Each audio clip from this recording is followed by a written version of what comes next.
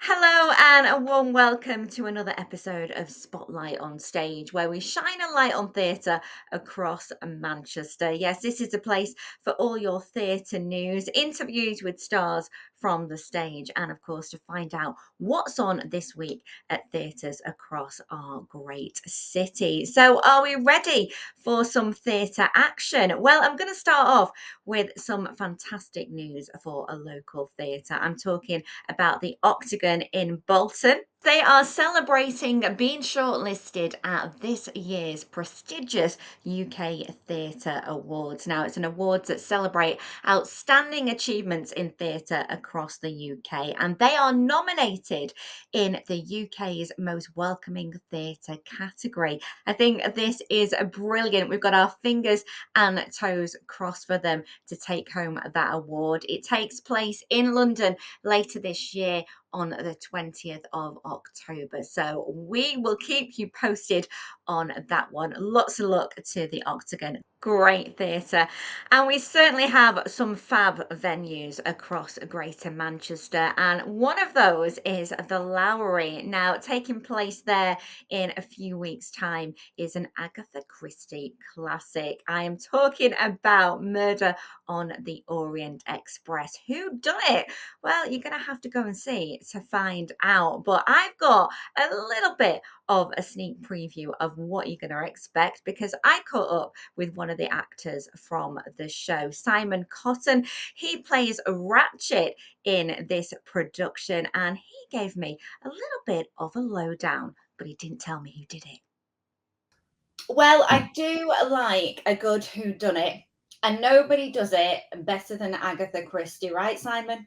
Yeah, she's the queen. I think she's the iconic, master of all these murder mysteries that have survived for 100 or so years now. And yeah, they keep coming back, but each time there's something fresh in there. And I think our production is going to be super fresh is the best word, really exciting, slightly different to how people or what people might expect. But at the heart of it all is this classic, Agatha Christie whodunit. And you can't beat it for a night of entertainment.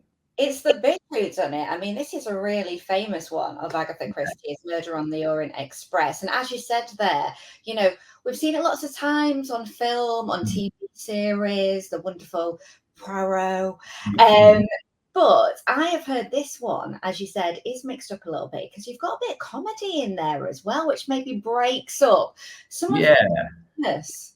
Yeah, it's written by Ken Ludwig, who is, I don't think he'd mind me saying, like, he's traditionally a comic writer. And he has written this script that is just like littered with it. So all these characters who, exist in obviously the book and then have existed in various productions, films, spin-offs even throughout time. He's found the humor that runs alongside their humanity, I think. And it's really funny. Yeah, there are really funny moments. It's actually almost like we sometimes have to kind of play against the comedy, but it will still come out. We were lucky enough to have Ken with us for most of the first week of rehearsals. And yeah, that was amazing because he was kind of literally finding the jokes that maybe didn't quite land, didn't quite work, and he'd rewrite them in front of us and for us and for particular actors. So that was a really special couple of days when he was literally sitting there kind of not rewriting everything, but little bits alongside us. And yeah, it's funny. And we have some brilliant actors who are able to tap into that comedy. I should say that my character is not particularly funny, and that's not just because I'm terrible at comedy. He's like the dark heart of the whole thing, my character. But yeah, there's some amazingly funny performances. And Michael Maloney, who's playing Poirot, he's got this very warm approachable but hilarious little twist to him that is just perfect. And then you kind of get to the serious stuff as we go through the play, and it just gives a nice balance, and it means that people can come to the theatre and they'll have a giggle as well as being kind of wrapped up in this mystery. So yeah, because I think people like that as well. You like to kind of have that mystery, but you also like to be able to let go. Now, you talked about your character, you're playing Ratchet, but is he really Ratchet? We can't give too much away, but what I will say is, yes, you're right in the fact that he's dark. You are a bit of a bad egg. yeah, It's I good to know. be a bad egg, right? I keep getting these pretty dark characters, but they're fun to play. This one's really interesting because it's quite often I'm playing a dark or a nasty or a evil, various like rungs on the scale character, but you're one amongst many. And this time I'm kind of like the bad egg amongst some much nicer people. So it's quite weird being like so on the outside and so the other. But it's really enjoyable. He is a nasty person. I'm not going to give too much away as to his identity, but he's a man. They are all on this train for a reason. Some of them are very different reasons to others. My character has a very different reason to everyone else, but they all enter this train in a state of kind of high anxiety for various reasons. And that's kind of the beauty of setting it on stage is, you know, within the confines of a theatre, a stage, you have all these characters who are trapped anyway. And then you put them into a train where they're trapped even further. And you just have this kind of melting pot, this concentration of emotions and agendas and intentions that are all waiting to kind of spill out.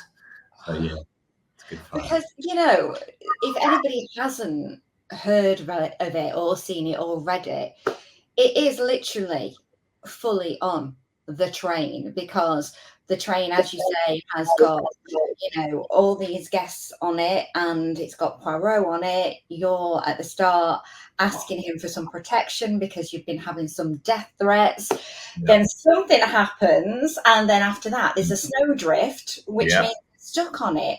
So in terms of the staging and when you've been rehearsing this, what we're going to are you all in like one area? How's that going to work visually? Do you know that right now in rehearsals? We do. Again, I'm not going to give too much away, but we were like on the very first day of rehearsals, we were taken through Lucy Bailey, who is our incredible director, her vision for it, and then her vision aligned with our chief designer.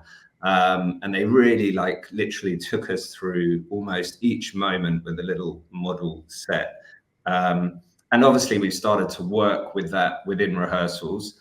It's not a fully built set yet, but we started to work with that. And yeah, all I'll say is that it's a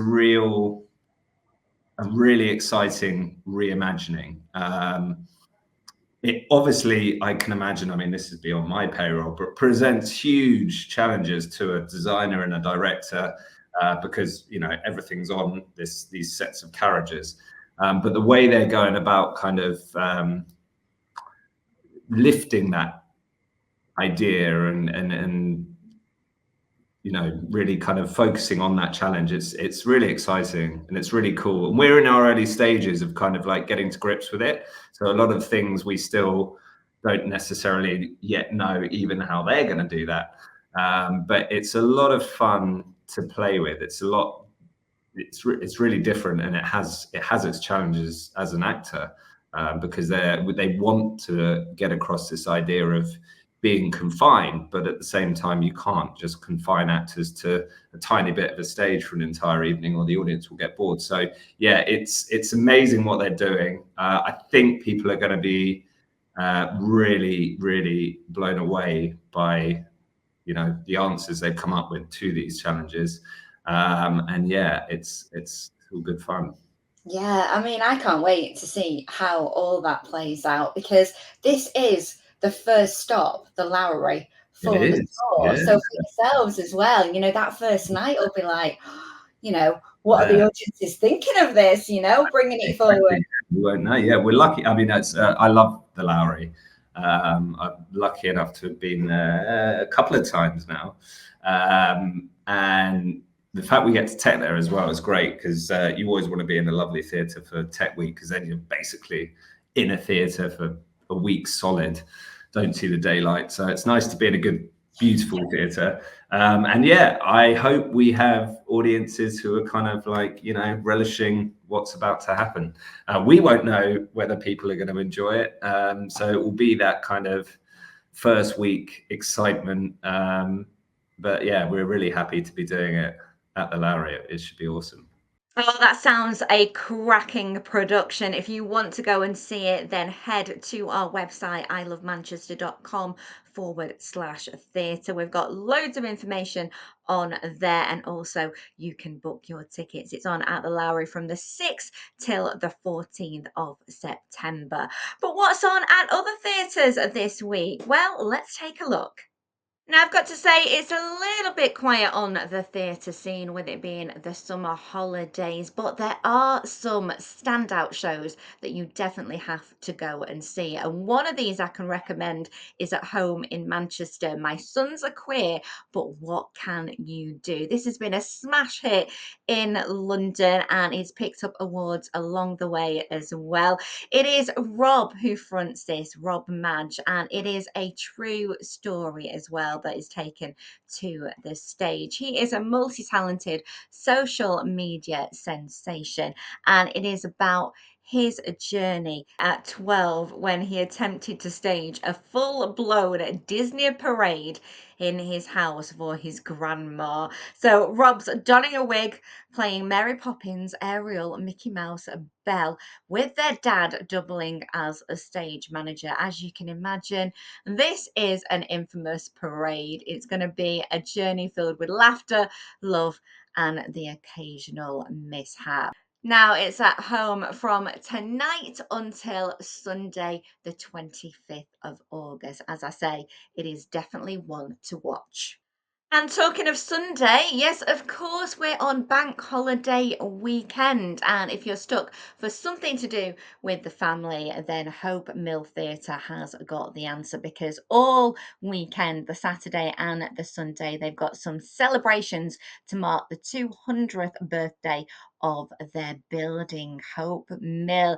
Now, on Saturday, there's a free family fun day, Victorian style, with a fun fair, rides, stalls, food, and live entertainment. I believe there might even be a donkey or two. And on Sunday, they're hosting a makers market, and this is brilliant. It's going to showcase artwork, artisan crafts, baked goods, and some of the city's best makers. Now, those days are going on from 11:30 till 4:30 on the Saturday, and 10 till 3 on the Sunday.